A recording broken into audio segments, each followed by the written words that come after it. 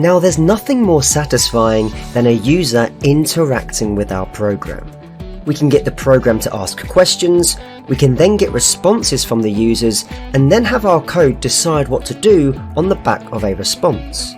And you may or may not remember this, but in our very first program, we actually wrote a small program which asked for the user's name and then printed it to the screen. Can you remember what the function was? Now, if not, don't worry, that's exactly what we're about to cover now. So far, we've seen how we can assign variables a value directly in a Python file. However, we often want a user of a program to enter new information into the program itself. And how can we do this? Well, as it turns out, another way to assign a value to a variable is through user input. And this is done by using a built-in function called input, so very easy to remember. The input function allows us to assign information to a variable. We can also display a short prompt to the user to give them guidance as to what input is required before they provide it. A very useful way of collecting information, so let's see it in action. Firstly, if I type out the keyword input and then put a set of parentheses, we can check the documentation and we can see that the input function takes in one argument. It takes in a prompt, which can be thought of as a short message that is then presented to the user. Now this input function will then wait to receive a response from a user and then read it in as a string. So let me show you what I mean. If I now run this code cell, you can see we get a box and a cursor.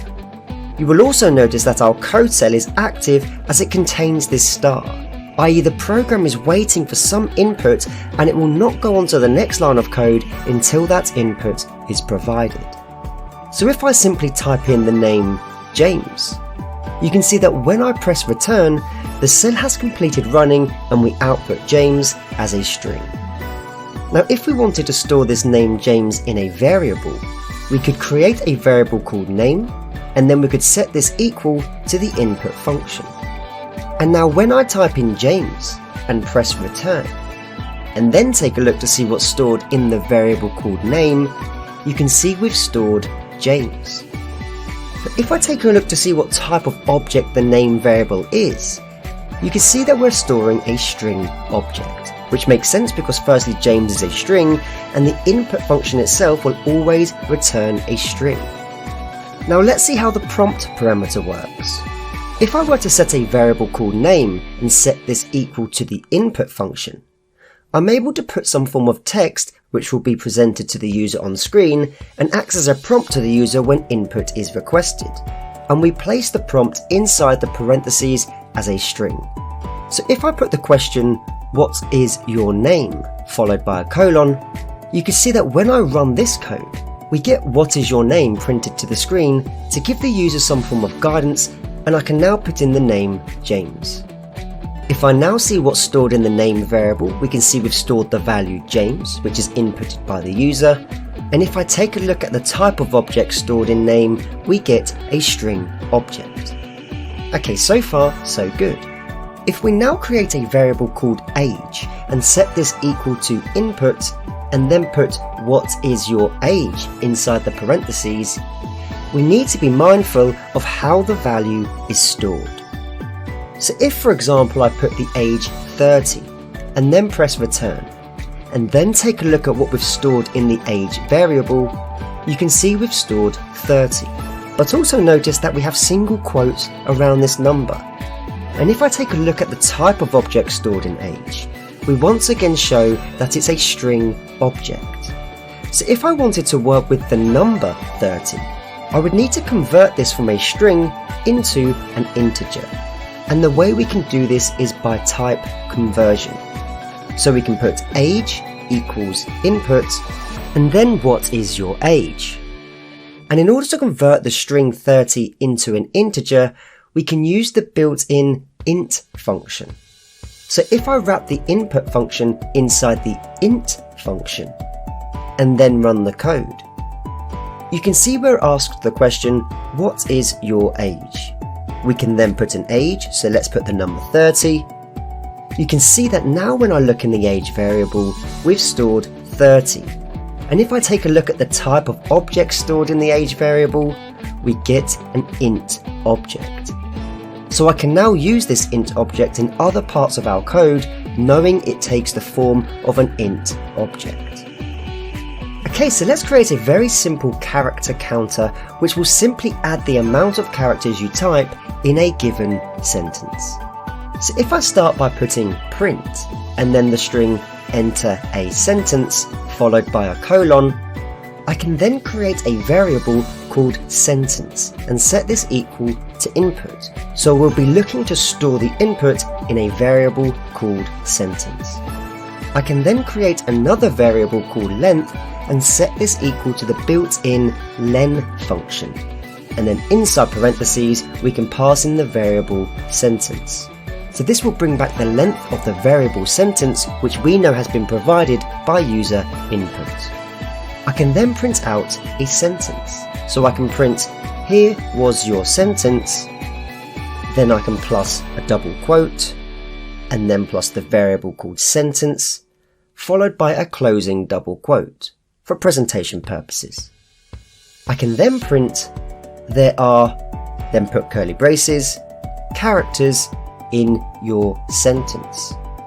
We can then use the format method, and inside the format method we can pass in the variable called length. Now you can see that when I run this code, we're asked to enter a sentence. So if I type in, I love learning Python, and then hit return, you can see we get back, here was your sentence, I love learning Python, and there are 22 characters in your sentence. So by asking for input, storing it in a variable, performing some form of calculation, and then passing it into a print function for output, we've been able to create a very easy program which obtains the number of characters in a sentence. And I could, if I wanted to, pass this into a function so that anybody could use this functionality. For example, if I were to copy this code and then define a function called character_counter and then put parentheses with a colon, I can then paste in this code block, and when I now call the character_counter function, we are asked to enter a sentence, and I could put I really love learning Python, and we then get, here is your sentence, I really love learning Python, there are 29 characters in your sentence. So we can call this function elsewhere in our code if we so desire. Now I want to throw in a couple of considerations you should think about when using the input function. Now firstly, if you were to have the age variable that we set above, where we put age equals int with then input asking what is your age. If we were to enter something that cannot be converted into an integer, for example, if I type in the word 10, you can see that we run into a value error, and it tells us that we have an invalid literal for int with base 10. So we'd need to put some code in that validates this input in order to capture inputs like this.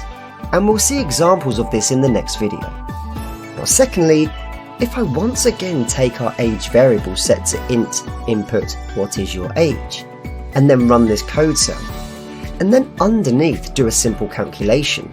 So if I simply put 1 plus 1 and then run this code cell as well, you can see that we're left in a state where we're still waiting for the program to receive an input on the input code line before the next line of code is executed.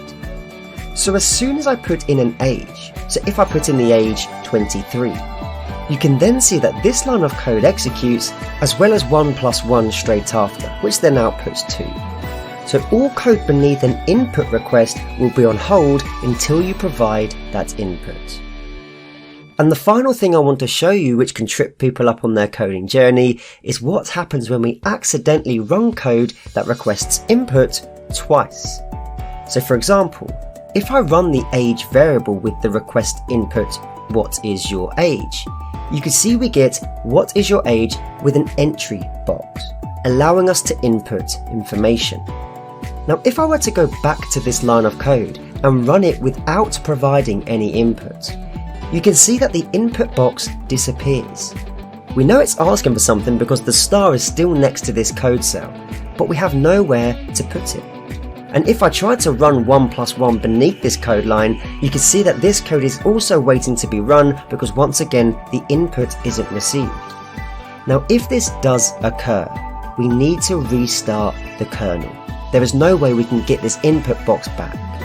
So in order to do that, we need to go up to where it says kernel in the ribbon, and you can then click restart. Now if you do this, you may need to go back and rerun prior code to recreate the variables in order for your code to work. But this is how you can get out of the position where your request for input, i.e. the box, disappears, because you run the code cell twice. In the next video, we're going to take a look at validating user input so we don't run into error messages like we've seen above. And there are a few simple things we can do to make sure we get the expected input into our programs.